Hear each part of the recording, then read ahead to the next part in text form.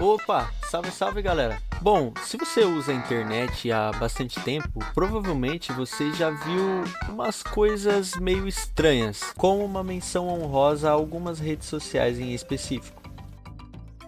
Bom, coisas estranhas, tipo correntes, algumas lendas bizarras e outras coisas completamente sem sentido. E cá entre nós, a internet brasileira tem um talento especial para isso. Ué. E no vídeo de hoje eu vou trazer algumas lendas urbanas mais bizarras da internet brasileira. E algumas que provavelmente você já acreditou quando você era mais novo. O que é o meu caso. Eu vou confessar, eu caía bastante nessas histórias aí pra boi dormir quando eu era menor.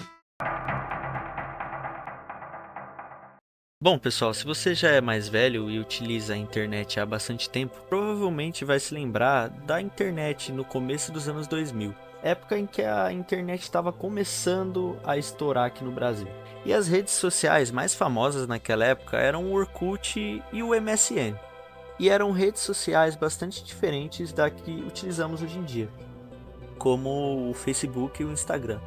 Algo que era bem comum nas redes e e-mails dessa época eram correntes de texto.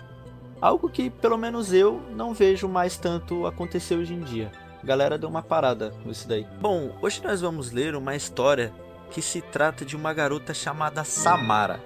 Mas não é aquela Samara que conhecemos, aquela que sai de dentro de um poço e de uma televisão. Essa Samara, meus caros, se trata de uma Samara brasileira. E para ser mais específico, se trata da Samara de Cascavel, Paraná. Rapaziada, o bagulho tá ficando doido. Nem comecei a ler a história ainda e só de saber dessa informação eu já tô me tremendo todo aqui na cadeira. Bom, galera, eu vou ler a história aqui pra vocês e se você é fraco do coração, eu já vou deixar um aviso aqui porque, pô, a parada é séria. Oi, meu nome é Samara, tenho 14 anos. Teria se eu estivesse viva. Morri aos 13 anos em Cascavel, Paraná. Eu andava de bicicleta quando não pude desviar de um arame farpado. O pior foi que o dono do lote não quis me ajudar. Riu bastante em mim. Após agonizar por 2 horas enroscada no arame, eu faleci. Através dessa mensagem, eu peço que façam que eu possa descansar em paz. Envie isso para 20 páginas e a minha alma estará sendo salva por você e pelos outros 20 que receberão. Caso não repasse essa mensagem, vou visitar-lhe hoje à noite. Assim você poderá conhecer o tal arame bem de pertinho. Dia 15 de julho, Mariana resolveu rir dessa mensagem. Uma noite depois ela sumiu sem deixar vestígios. O mesmo aconteceu com Kari, dia 18 de outubro. Não quebre essa corrente, por favor, a não ser que queira sentir a minha presença. Pô, rapaziada, que porra foi essa que eu acabei de ler, cara? Eu não sei vocês, mas eu já não tinha vontade nenhuma de ir pra Cascavel, Paraná. Mas depois de ficar sabendo dessa história aqui, eu não piso o pé nem em Francisco Beltrão. Bom pessoal, agora vamos falar de uma história um pouco mais recente. Vamos falar do Jonathan Galindo. Bom, lá em meados de 2020, começaram a aparecer vários perfis com esse nome na internet. Principalmente no TikTok, que na época da pandemia estava estourando pra caramba. Todos esses perfis estranhos usavam essa mesma imagem, que por si só já chamava muita atenção por ser muito bizarra, sendo um rosto meio estranho e desconfortável de olhar. Trombolete de pombo. O que deixa tudo mais estranho é que o personagem se assemelha bastante com o Pateta.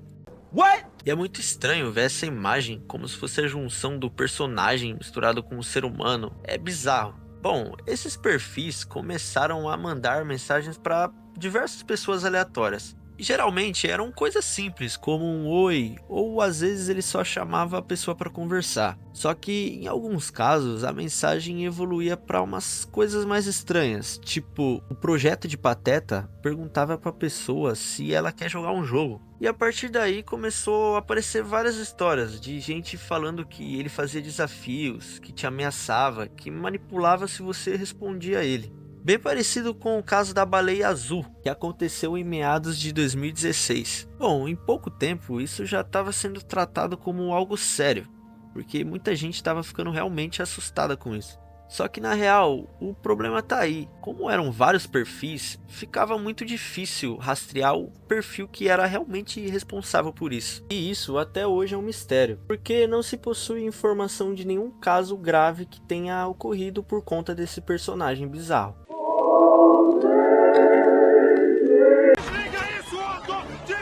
Mas essa história tem um plot twist. Na verdade, essa imagem bizarra se trata de um cosplay. Cosplay esse feito pelo Samuel Canini. Ele é um cosplayer e um artista que tem especialidade em criar máscaras. E na internet ele é conhecido como Dusky Sam. E ele criou esse visual bizarro inspirado no Pateta anos antes dessa lenda começar a existir. Ou seja, essa imagem ela no início não foi criada para assustar ninguém. Era só um projeto artístico pessoal do Samuel Canini. Bom, é uma pena que a internet tenha distorcido o trabalho dele.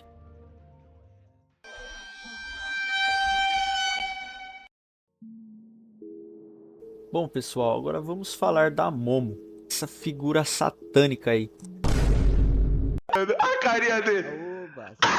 Bem, ela é uma lenda que ficou bem conhecida em meados de 2018 e 2019. E se você usava o WhatsApp e até mesmo o YouTube, provavelmente você já se deparou com ela. Ela é uma figura bem estranha, com olhos arregalados, um sorriso desconfortável e um rosto totalmente distorcido. Toda essa história começou com relatos de um número desconhecido que entrava em contato com as pessoas, geralmente pelo WhatsApp.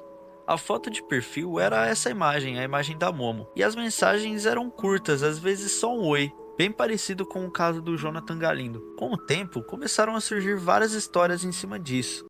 Mr. White, he's the devil. Diziam que a Momo também incentivava desafios perigosos, que ameaçava as pessoas que não seguiam esses desafios. E bom, quem era o alvo disso era principalmente as crianças, né?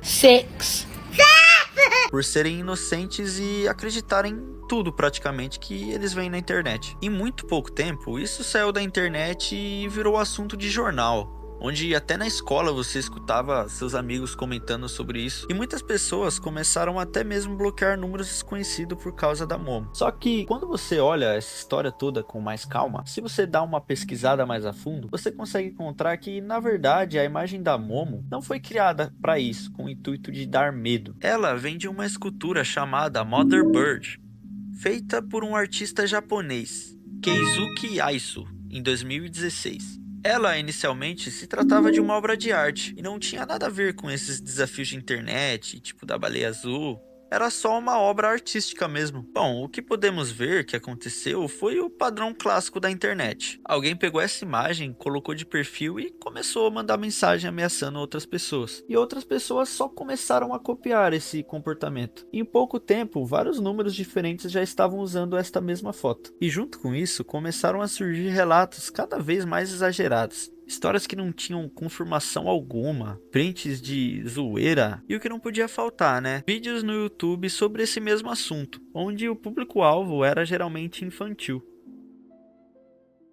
Então pessoal, o vídeo vai acabando por aqui. Se você está gostando do nosso trabalho, eu espero que você se inscreva e deixe o seu like no vídeo. Isso é muito importante para a gente entender o tipo de conteúdo que vocês gostam e que vocês querem ver mais aqui no canal. Inclusive, não deixem de comentar aí embaixo o tipo de vídeo que vocês querem que a gente faça. O feedback de vocês ajuda a gente pra caramba. Bom, então é isso pessoal. Fui! Falaram que eu senti uma energia muito boa de mim. Tipo... E um cara, que o nosso querido segurança aqui da rua, já falou que eu vim nesse mundo, ele sente que eu vim pra dar.